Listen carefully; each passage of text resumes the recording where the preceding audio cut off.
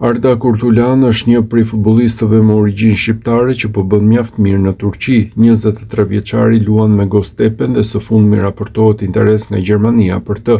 Më konkretisht bëhet fjalë për Leipzig që po monitoron situatën në Turqi.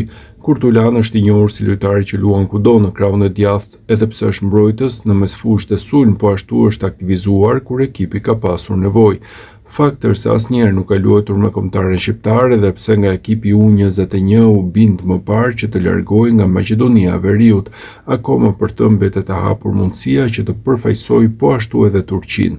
Lojtarë si Elseit Yusaj dhe Ivan Balliu ndër të tjerë në krahun e djathtë të mbrojtjes kanë pasur mungesa minutash, ndryshe mund të thuhet për Kurtulan që është titullari i padiskutueshëm në Superligën turke.